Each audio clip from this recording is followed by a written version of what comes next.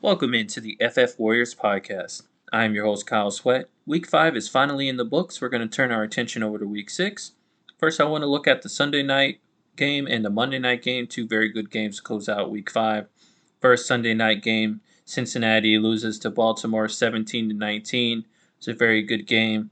The two quarterbacks did struggle a little bit, but Mark Andrews was just a juggernaut as usual. And definitely helped Baltimore take the win home. They were playing without Rashad Bateman this game. Running game didn't do that much. J.K. Dobbins, 8 carries, 44 yards. The other running backs combined for 5 total touches, or 5 total carries. Kenyon Drake did have 1 target, 1 reception. For Cincinnati, the passing game did struggle. Jamar Chase was the leading receiver. He had 12 targets, 7 receptions for only 50 yards, no touchdowns. T. Higgins did get hurt in this game. But again, it was just Mark Andrews who did blow up. He had 10 targets, 8 receptions, 89 yards, and 1 touchdown. And moving on to the Monday night football game. This one was a really good game. Kansas City ends up pulling it off 30-29. There was a play at the end of the game where Las Vegas scored. They had a chance to tie it up with a field goal. They decided to go for the 2-point conversion, which ended up possibly costing them the game. I really think that these teams are getting just a little too into analytics sometimes. In this case, me personally, I would have just kicked the field goal, tied it up, guaranteed at least overtime. You would have had to stop Kansas City. I think they had maybe 3 minutes remaining. Either way, you would have had to stop them. So I think that they should have gone for the field goal, tie it up. They could have gone into overtime and potentially won the game. Instead, they went for the 2-point conversion. They didn't get it. They end up getting the ball back to Kansas City, who just runs the clock out.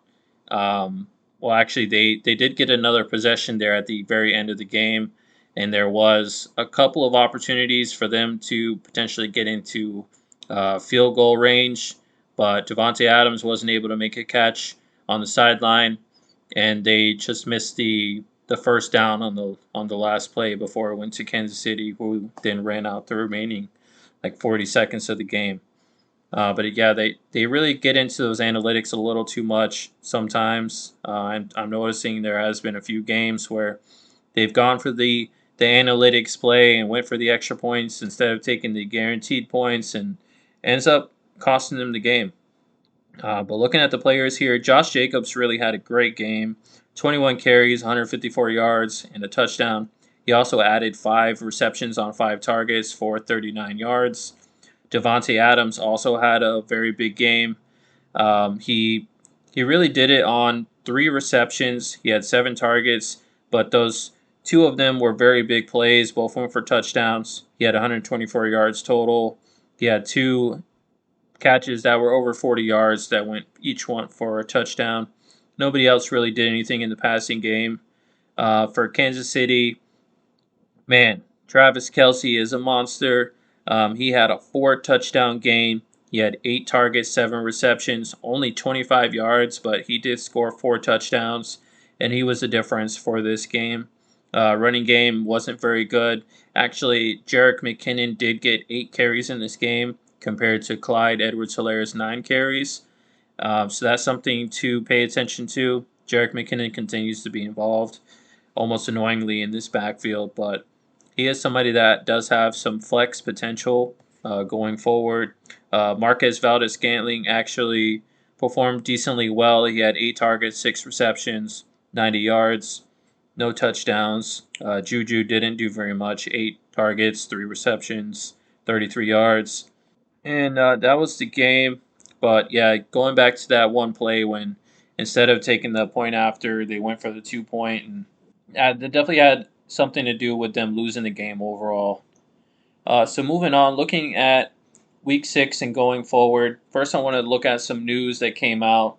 So after Week 5 concluded, Matt Rule did get fired as the head coach of the Carolina Panthers. Steve Wilks will be the interim head coach. I think that's a move that they really had to make with the struggles that they had. Offense looking terrible. Defense has been mediocre. So we'll see what happens with that. Maybe they'll turn some things around. There was some rumors about some people calling about DJ Moore and Christian McCaffrey, but Panthers came out and said that there was no truth to that. So we'll see what happens. Rashad Penny, it is confirmed he's out for the year. He did have surgery on his ankle. They did say it was fairly clean, so he is looking that he should be healthy for the offseason and free agency, which he will be a free agent by the end of the year or at the end of the year. Devontae Adams in this game, he is facing discipline after the loss. He ended up shoving a camera worker to the ground in frustration. The NFL is reviewing that for possible discipline, maybe a suspension. So that's something that will be coming here soon, I'm sure. Damian Harris, he is confirmed to be out for multiple weeks. So that is Ramondre season time. Darren Waller got injured in the game last night, injured his hamstring. So that's something to monitor. He might be out for a week or so, or maybe longer. I don't know the severity of his injury, but he did leave pretty early in the game and was ruled out by halftime. And Baker Mayfield's confirmed to miss at least a couple of weeks. His x-rays did come back negative, so he has no structural damage there, but he has a mid-ankle sprain, I believe it was, and he's going to be out for a couple of weeks. All right, so now let's look at some waivers. Now, the waiver wire is pretty bare right now, I'm not going to lie.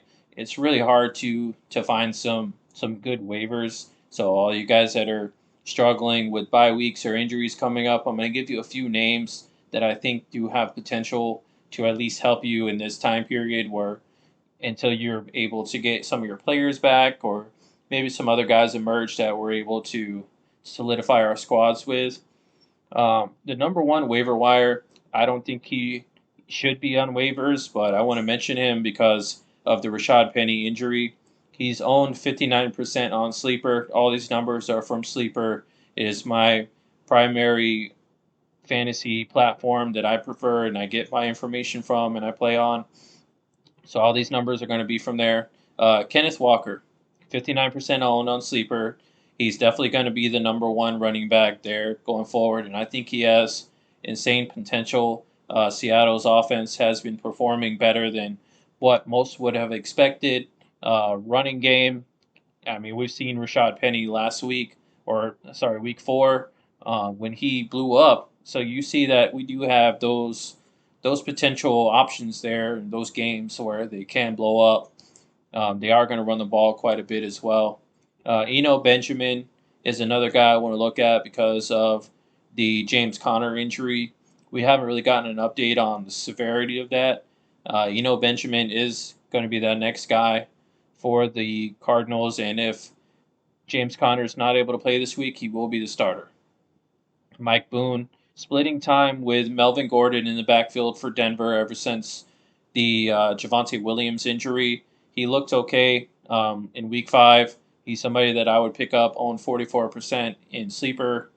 Rashad White's another one, own 47% on Sleeper. His role just continues to increase. He has increased snap percentage.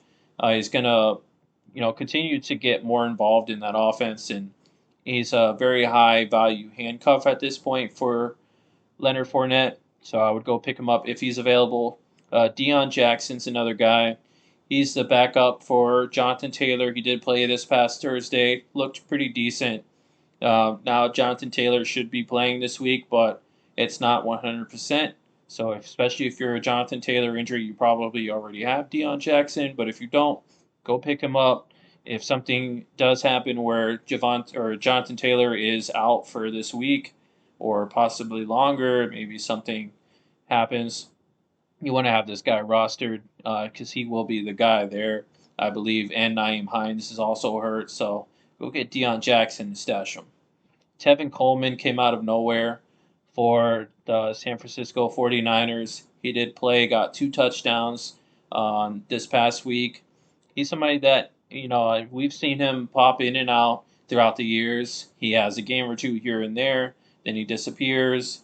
I wouldn't put too much stock into him, but he is another name. If you're desperate, could potentially have some value here moving forward. He was sent back to the practice squad after that game, so not sure if he'll be elevated again. I believe he only has one more shot to be elevated before they have to put him on the active roster permanently. But another guy to look out for. Moving on to wide receivers. So we do have some more wide receivers that are helpful. I think they do have a little bit more value than the running backs. First guy I think is Jacoby Myers. He's a little higher owned, 62% on sleeper, so he probably will not be available. But if he is the number one wide receiver in New England, and we showed even with the quarterback three there, Bailey Zappi. He put up good numbers this past week. So he would be the one that I would be looking at. The next one has to be Rondell Moore. Only owned 38% on sleeper. He did fill in pretty well. Coming back from injury, he is going to continue to be more and more involved. He did play over AJ Green in two wide receiver sets. So that's somebody that you want to go pick up. Alec Pierce would be the next one. I would probably go 1A 1B with him and Rondell Moore as far as priority. I do like Alec Pierce maybe a little bit long term over Rondell Moore, so that's might be a tiebreaker for you. But Alec Pierce, a rookie for Indianapolis Colts, he's somebody I talked about on yesterday's episode as a breakout. I think that you should go add him. He's only 20% owned on sleeper. He's going to continue to be involved in this offense. His target share is increasing. Go grab Alec Pierce. Randall Cobb. I mean, he's old reliable for Aaron Rodgers at this point. He did have 13 targets in Week 5. I definitely don't think that's something that's sustainable, but he is a veteran presence there. Has great chemistry with Rodgers, so he might be worth a play sleeper for a flex, low end flex, or a bye week fill in. Bye weeks are starting this week. Khalil Shakir, he's a rookie for the Buffalo Bills. He stepped in for Isaiah McKenzie as a slot receiver this past week. He looked really good. Whoever's a slot receiver for the Buffalo Bills is somebody you want to own. I'm not sure if Shakir is going to be able to take over McKenzie going forward, but if he continues to miss time, he's definitely going to play. Eventually, I'm sure they're going to want to push him into a starting role, just considering they invested draft capital in him. He's a young player, he's explosive, he can perform as he proved when he gets the opportunity. So that's somebody I would like to stash. Only owns 6% on sleeper. And the last one for the wide receiver is going to be Donovan Peoples-Jones, 20% owned on sleeper. I mean, he's continued to gain a little bit more target volume the past couple weeks. I wouldn't really put too much stock into him. He's another one of those guys that he has a good game, then he disappears, and then he has a good game a couple weeks later and disappears. So I'm definitely somebody that covets consistency on my fantasy teams. So I wouldn't put too much stock into him, but if you're desperate, he might be somebody that can give you a good week or two or just a solid floor of maybe about 10 points. Moving on, tight end. Of course, we got Taysom Hill, went off this past week, exploded. He had 3 touchdowns overall, I believe, and this is at your tight end spot. Didn't even catch a pass, wasn't even targeted, just a weapon. 24% owned. Taysom Hill, go get him. The other one, maybe a lot of people don't know about, rookie tight end for the Tampa Bay Buccaneers, Cade Otton. He showed up this past week. Now it's something that they've been missing, considering Rob Gronkowski was, well, he retired, so he's no longer with the team. He was the red zone guy. He was the guy in the middle that was a reliable target when you needed a third down conversion. Cade Otton looks like he could potentially profile as that for the Tampa Bay Buccaneers moving forward, and he seems to have gained some trust with Tom Brady. I would go add him. He's a sleeper. If you have the space, go stash him. He could be fantasy viable moving forward if Week 5 is any indication. Now, lastly, let's look at quarterback. Talking about Geno Smith again. Still only 39% owned on sleeper. He's shown it all year, especially the past couple weeks. I mean, that he's for real. Geno Smith is a guy that you can own. He is potential weekly quarterback one. He has been the past couple weeks at least. Especially if you need some quarterback help, go at him. Now that's it for the waiver wires. Now I want to do a little buy and sell segment here. I have a few names just looking at the fantasy landscape moving forward that I think that you might want to buy, you might want to sell. Some are buy low, some are buy high. Um, so let's look at that. First, let's look at the buys. Ramondre Stevenson, now that we have confirmation Damian Harris is going to miss multiple weeks, he was already profiling to take over that backfield. He has a 3 down work skill set. He did show that off in week 5. He had an explosive game without even getting a touchdown. So if he had a touchdown, he probably would put about 30 something points. And I think that is potential to be somewhat consistent for him, especially over the next few weeks. They have a pretty decent schedule against running backs. So I would go buy Ramondre Stevenson. I think he's only going to get better. That's a bit of a buy high considering his past week's performance, but Ramondre Stevenson, I will go get him. Same thing with Brees Hall. He did kind of explode this past week, put up about 30 points, depending on your league scoring settings. That's another buy high. He's only going to continue to take over that backfield, and I think they're going to continue to become a better offense, which is going to have him with more scoring opportunities. And he actually had multiple plays where he almost got into the touch or to the end zone, but missed out on the touchdown because he was tackled short at about the 1 yard line, and that's when Michael Carter came in and vultured those touchdowns, just giving Brees some rest there. So his day could have been even better. He could have put up 40 points easily. So he's a bit of a buy high, but go get him. DJ Moore is a buy low. I mean, the guy's just too talented. We've seen him do it with a litany of quarterbacks. Now, Baker Mayfield is dealing with the injury. That could potentially help DJ Moore, considering how he's targeted him or how they've been connecting or not connecting, I should say, throughout this year so far. DJ Moore, he's shown it year in and year out that, I mean, he has immense talent. It's going to turn around for him. We just have to be a little bit patient, and potentially with the new coaching change, we could see a change with DJ Moore's production almost immediately. I would go buy him. His value is not going to be any lower than it is right now. If you can go pull it off, go grab DJ Moore, stash him on your bench, see what happens. Next thing, Jalen Waddle, another buy. I think that people might be a little worried about Tua's injury. He hasn't performed very well the past couple of weeks. So I think right now might be a good buy opportunity. I still believe in Tua in that offense. Not to mention Tyreek Hill is dealing with a little bit of an injury himself, which we don't really have any further clarification on the severity of that. I know they were saying that it shouldn't be too serious at first, but Jalen Waddle's another guy that I think that you can go by, see if you can get him on your team. He's going to have better days going forward. Jamar Chase, another buy.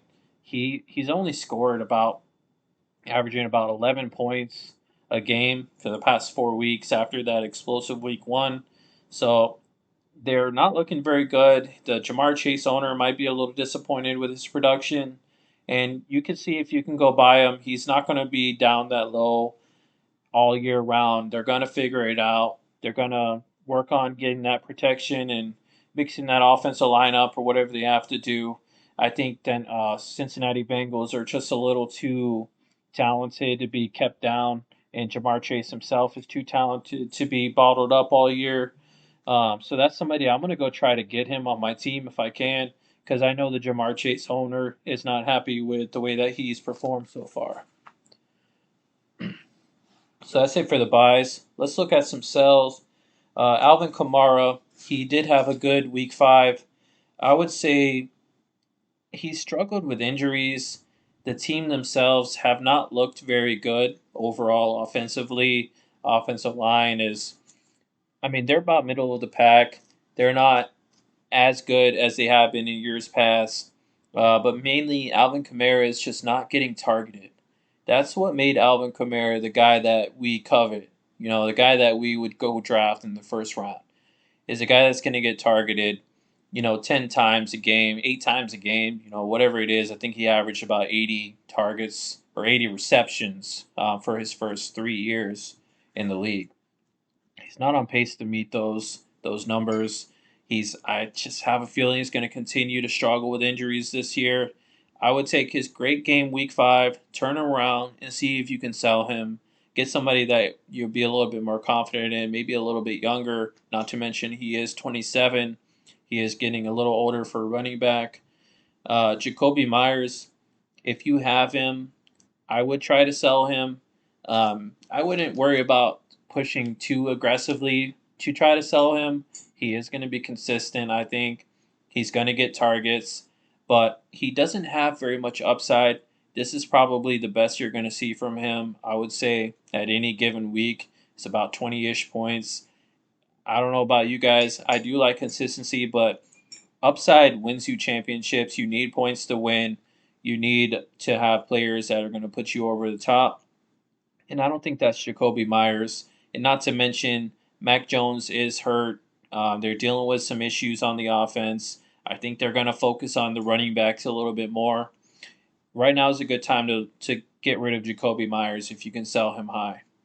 Marquise Brown is the next guy on my list as a sell high. I would like to get rid of him if I have him on my team. I actually don't have him on too many of my squads. He has been getting elite target production, but you got DeAndre Hopkins, who's coming off a suspension here. I think this is his last week on suspension. He'll be back on week 7. So, of course, you're going to have additional target competition there. And DeAndre Hopkins is the number one for this offense.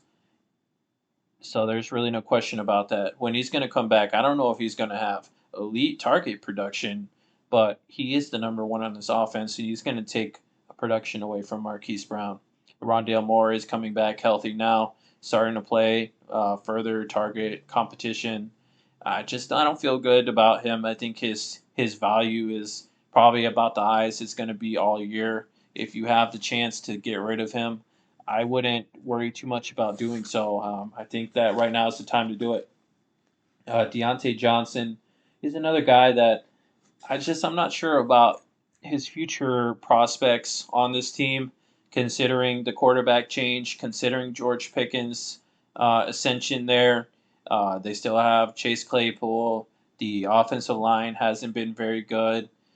Target the targets haven't been great for him either. I mean, he's gathering targets. I think he had 13 this past week, but the target quality isn't as good right now overall until Kenny Pickett gets a little bit more acclimated, gets comfortable. Um, it's not looking very good. I would try to get rid of him while he still has some value. He still has a name. He still has player recognition. If you can get rid of him and you find a deal that works, he's somebody I don't mind getting off my team right now. Number one, sell high, Gabe Davis. So he exploded this past week.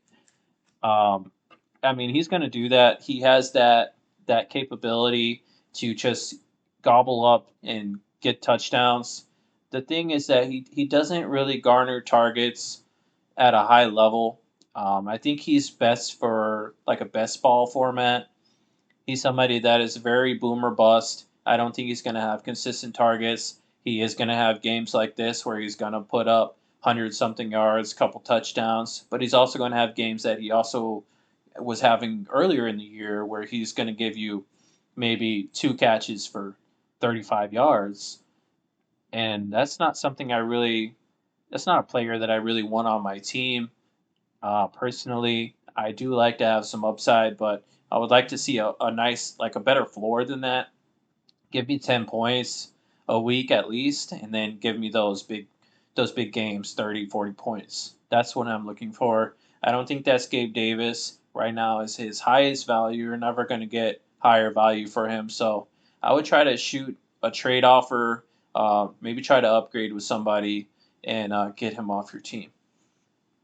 So that's what I'm looking at for buy and sell. That's really it for the waiver wires. If you have any questions, you have any comments, you have any question you want me to answer on the podcast, go ahead and give me a comment up below. Send me an email, like the video, subscribe, share with your friends. It's a new podcast, going to continue to improve. I appreciate your support, your constructive criticism, whatever it may be. Follow me on Twitter. We're at the FF Warriors Pod on Twitter. Email me, ffwarriorspodcast@gmail.com. Until next week, see you then.